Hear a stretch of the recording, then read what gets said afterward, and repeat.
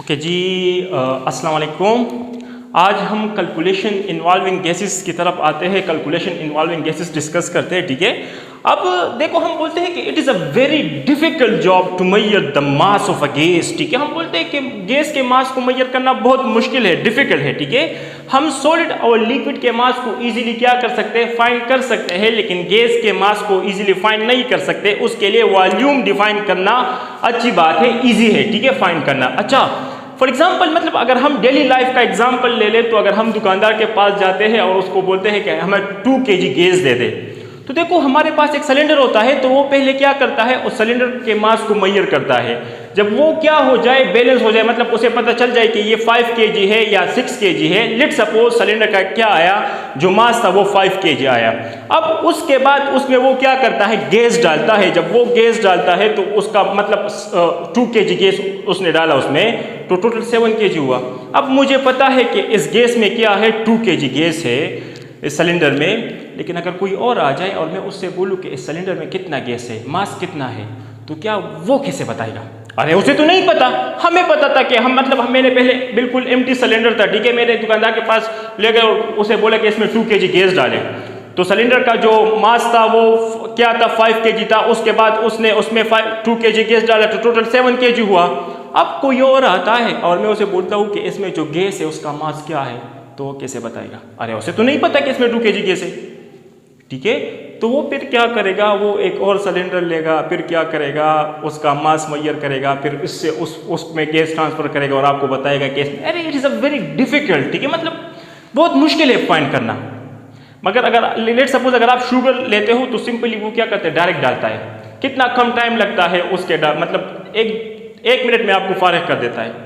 लेकिन गैस जब डालते हो ना, तो वो बहुत 10 मिनट to 20 मिनट भी लग जाते हैं कभी कभी, क्योंकि वो गैस में वो करता है, इसमें कोई और आ जाता है, मुझे ये चीज़ दे तो फिर वो देता है, फिर आता है। ये चीज़ अक्सर होती है डेली लाइफ में, ऐसा होता है, ठीक है।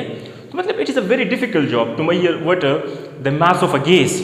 मतलब अगर सिलेंडर है तो उसका वॉल्यूम फाइंड करें ना। लेकिन अगर मैं सिंपली सिलेंडर का एक अपना वॉल्यूम होता है, लेकिन एक अपना फॉर्मूला होता है, लेकिन मैं सिंपली अगर इस तो length multiply by weight multiply by breadth, simple सी बात है, बस डायरेक्टली ले लो, आपके पास आ जाएगा, ठीक है। उस सिलेंडर का क्या एरिया और उसका फाइंड करो, आ जाएगा सिलेंडर का वॉल्यूम। तो ऑटोमेटिकली अब वॉल्यूम मेजर करना इजी है as compare to the mass for a gas. लेकिन ये सॉलिड है तो बस डायरेक्ट रखो ना मास, लेकिन आप गैस को मैनेज नहीं कर सकते, उसके उस साथ कुछ ना कुछ होना चाहिए। मतलब किस में रखोगे भाई, ऐसा ना हो कि आप तराजू में रखें उड़ जाएगा, ठीक है। ओके, कैलकुलेशन इन्वॉल्विंग गैसेस, इसमें सबसे पहले आता है एवोगैड्रो लॉ। क्या? Calculation involving gases. इसमें सबसे पहले आता है एवोगैड्रो लॉ को समझने के लिए, ठीक है। मतलब हमने बोला कि it is a very difficult job, मतलब फाइंड नहीं कर सकते यार, गैस को कैसे मास के फाइंड करते हो, ठीक है। मतलब सॉलिड है तो ये मैं ऐसा ले सकता हूँ, लेकिन वो विदाउट सिलेंडर आप कैसे ले सकते हो, विदाउट अ कंटेनर, ठीक है। तो उसमें कंटेनर का मास, अब मेरे तो को पता है कि उसमें 2 kg है, लेकिन अगर कोई और आए और मैंने बोला कि इसमें कितने kg है, तो वो कैसे आंसर करेगा? फिर वो क्या करेगा, एक और एम्प्टी सिलेंडर लेगा, फिर क्या करेगा, उसका मास उससे उसमें, तो इसमें देखो कुछ ना कुछ होगा, फिक्स नहीं होगा, वेरिएबल भी हो सकता है, ठीक है। अच्छा, अब देखो इसमें सबसे पहले आता है एवोगैड्रो लॉ। और एवोगैड्रो लॉ क्या बोलता है, ठीक है, Avogadro's law. Under similar condition of temperature and pressure, equal volume of different gases contains equal number of molecule, contains equal number of molecule, लेकिन टेम्परेचर एंड प्रेशर सेम, मतलब under given condition, ठीक है। जिस तरह आप boys law बोलते for a given number of mole, तो देखो नंबर ऑफ मोल फिक्स्ड है। अब 40 लॉ फॉर अ गिवन, तो नंबर ऑफ मोल फिक्स्ड है, वेरिएबल नहीं है, ठीक है। तो इस तरह under similar condition of temperature और प्रेशर क्या होना चाहिए, सेम होना चाहिए। अब यहाँ पर लेट सपोज मैं 3 क्या लेता हूँ, कंटेनर्स लेता हूँ या सिलेंडर है, ठीक है। इसका भी क्या है, 100 ml है वॉल्यूम। एक ओवन लेता हूँ, इसका भी क्या है, 100 ml है। और एक ओवन लेता हूँ, इसका भी क्या है, 100 ml है, ठीक है, वॉल्यूम। अब देखो, अगर मेरे पास इसमें क्या है, हाइड्रोजन गैस है, इसमें हीलियम है, और इसमें क्या है, O2 है। अगर इसमें नंबर ऑफ मॉलिक्यूल x है तो इसमें भी x होंगे और x में भी x होंगे। इक्वल वॉल्यूम, देखो इक्वल वॉल्यूम, वॉल्यूम क्या है, सेम है, ऑफ व्हाट, डिफरेंट गैसेस, क्या, different gases contains equal number of molecule.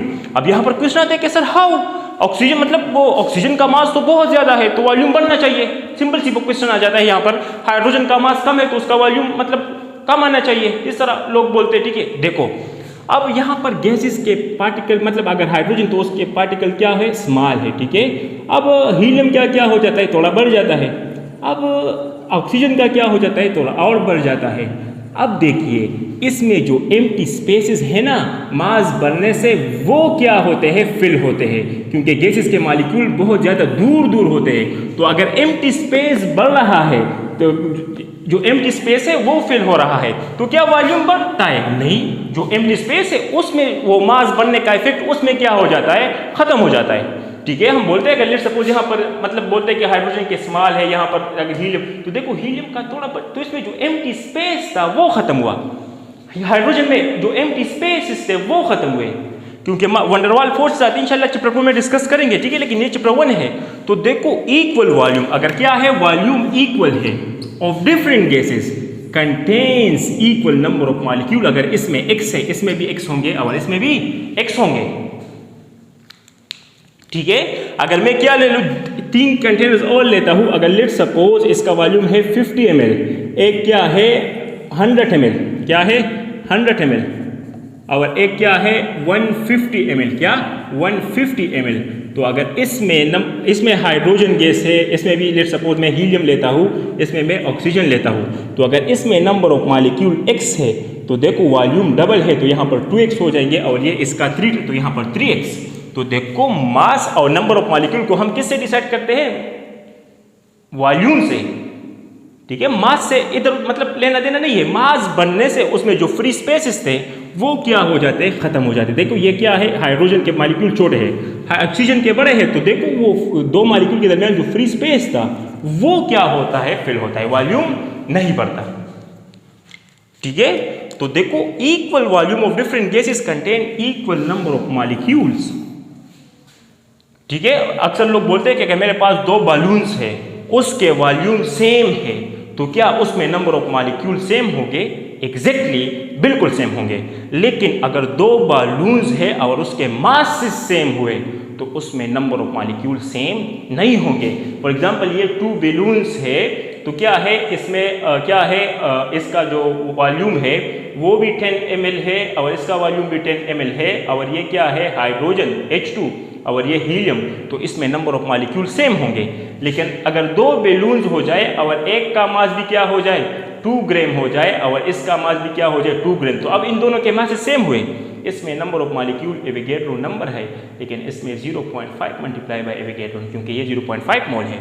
तो मास सेम होने से कोई लेना मतलब मास सेम हुआ तो मॉलिक्यूल डिफरेंट हो जाएंगे, लेकिन अगर वॉल्यूम सेम हुआ, मैंने लिखा है equal volume of different gases contain equal number of molecule under given condition of similar condition of temperature and pressure, ठीक है। अब इसका एक और स्टेटमेंट है, वो क्या बोलता है कि what if temperature and pressure is what remain constant, so what volume is directly proportional to the number of moles।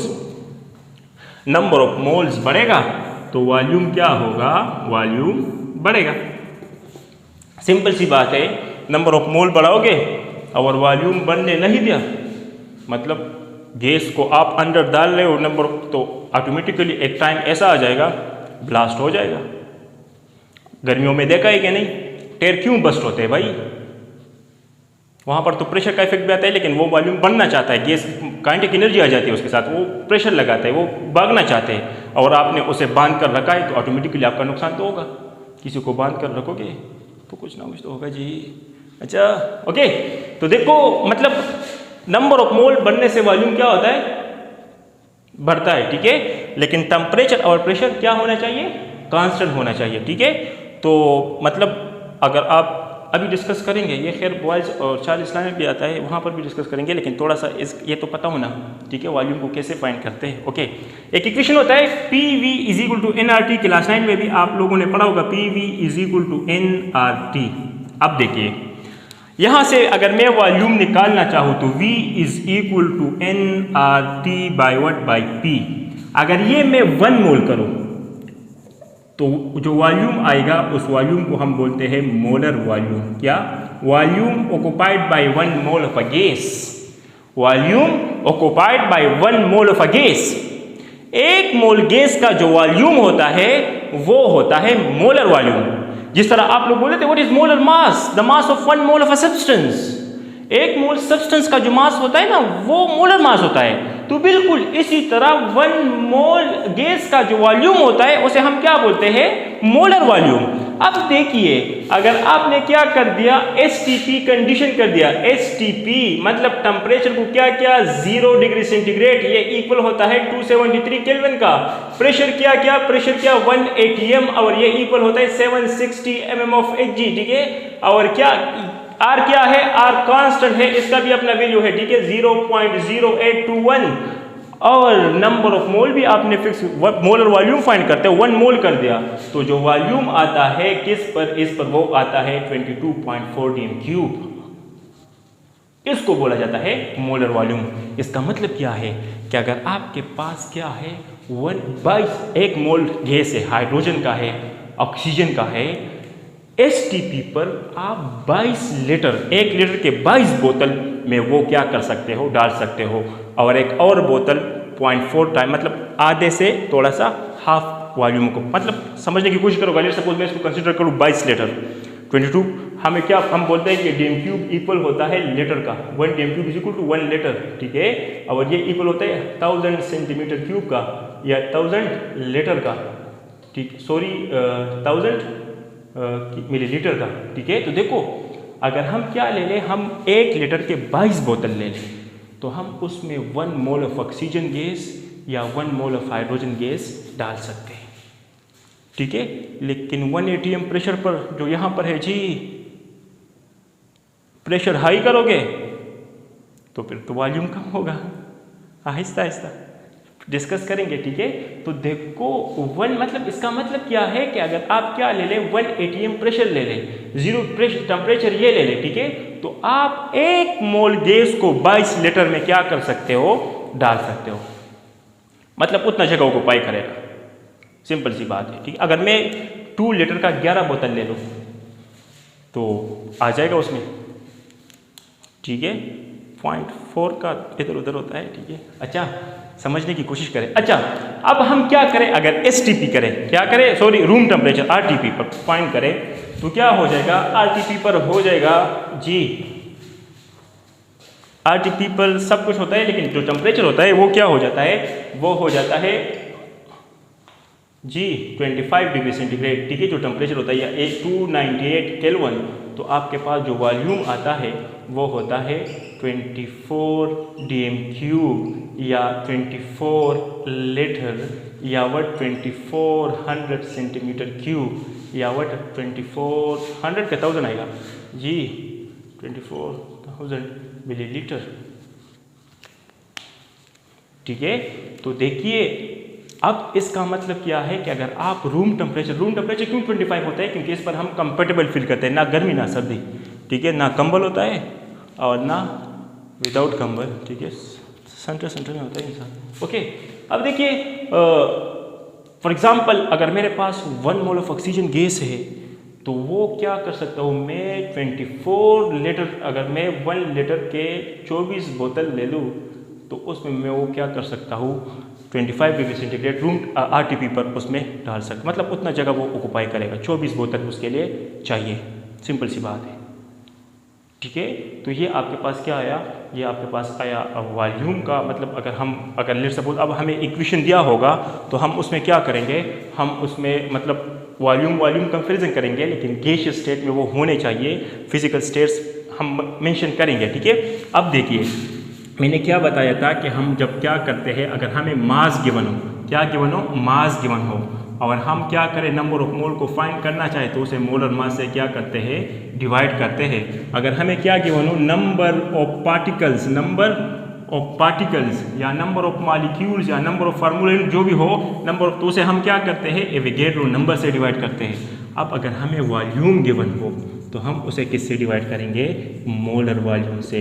और मोलर वॉल्यूम एसटीपी पर क्या होता है, 22.14 क्यूब। ये क्या होता है, फिक्स्ड होता है। क्या होता है, फिक्स्ड। देखो ये नीचे क्या है, ये भी फिक्स्ड है और ये भी क्या है, फिक्स्ड है।